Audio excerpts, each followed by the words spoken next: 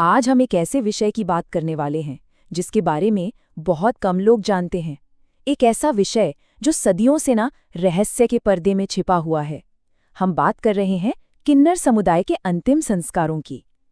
कुछ ऐसी रस्में जो दुनिया की नज़रों से हमेशा दूर रखी जाती हैं। तो सबसे पहला सवाल तो यही दिमाग में आता है ना, कि आखिर क्यों किसी की अंतिम यात्रा दिन के उजाले में नहीं बल्कि रात के घोप अंधेरे में एकदम सन्नाटे में निकाली जाती है।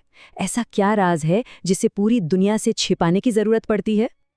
और रुकिए, एक और सवाल है जो शायद इससे भी ज्यादा चौंकाने वाला है कि अपने ही किसी प्रियजन की आखिरी विदाई के वक्त शव को सम्मान देने के बजाय जूते चप्पलों से क्यों पीटा जाता है। सुनने में बहुत अजीब, शायद क्रूर भी लगे, है ना?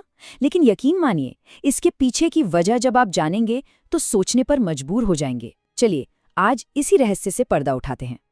तो ठीक है, सबसे पहले उसी रस्म की बात करते हैं जो सुनने में सबसे ज्यादा परेशान करती है, शव को जूतों से पीटने की रस्म।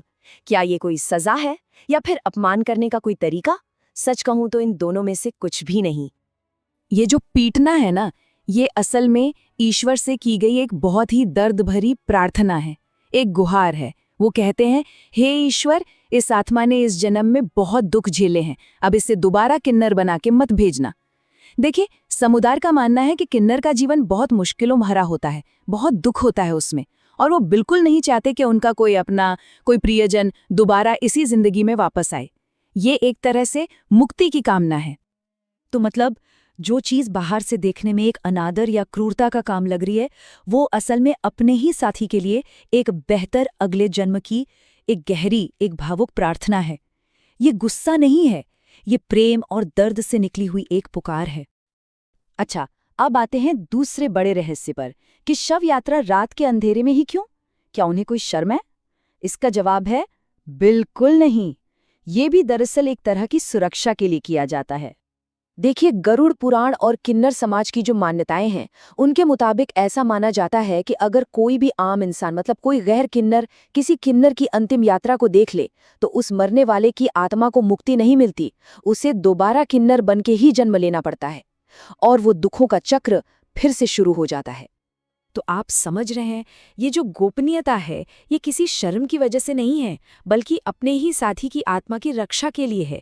ये इस बात को पक्का करने का एक तरीका है कि उनकी आत्मा इस जीवन की तकलीफों से हमेशा हमेशा के लिए आज़ाद हो जाए। शायद ये उनके प्यार जताने का आखिरी तरीका है। और बात सिर्फ यहीं खत्म नहीं होती। किन्नर समुदाय के अंतिम संस्कार में और भी कई बहुत ही अनोखी प्रथाएं हैं, और इन सब का मकसद सिर्फ एक है, जन्म मरण के इस चक्र को तोड़ना और आत्मा को परम मुक्ति दिलाना। जैसे कि हिंदू धर्म को मानने के बावजूद किन्नर समुदाय में शवों को जलाते नहीं हैं, बल्कि दफनाते हैं, और दफनाते भी खड़ी हालत में हैं। शरीर जल्दी गल जाए, इसके लिए नमक का इस्तेमाल किया जाता है, ताकि आत्मा का शरीर से जो मोह है वो पूरी तरह खत्म हो जाए। और एक सबसे खास बात, उनकी मृत्यु पर मातम नहीं मनाया जाता। जी हाँ, आपने सही सुना, मातम नहीं होता। उसकी जगह दान पुण्य करके एक तरह से जश्न मनाया जाता है। ये इस बात का सेलिब्रेशन होता है कि एक आत्मा को आखिरकार उस जिंदगी से छुटकारा मिल गया जिसे वो एक तरह का श्राप मानते थे। तो ये दुख का नहीं बल्कि आज़ादी का पल होता है उनके लिए। तो जब हम इन सारी परतों को एक एक करके हटाते हैं, तब हमें समझ आता है कि ये जो रहस्यमयी और अजीब सी लगने वाली रस्में हैं ना, इनके पीछे कितनी गहरी भावनाएं छिपी हैं। ये एक सफ़र है जो शायद गोपनीयता से शुरू होता है, लेकिन समझ पर आकर खत्म होता है। तो मतलब सबसे ज़रूरी बात जो समझने की है वो ये है कि ये सारे रिवाज किसी शर्म या डर की वजह से नहीं बने हैं। ये अपने समुदाय के लिए गहरे प्यार, उनकी एकता और इस उम्मीद से बने हैं कि इस दुनिया के बाद एक बेहतर जिंदगी मुमकिन है।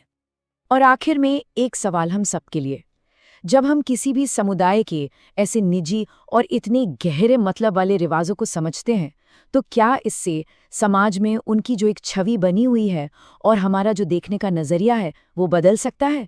इस पर सोचिएगा ज़रूर।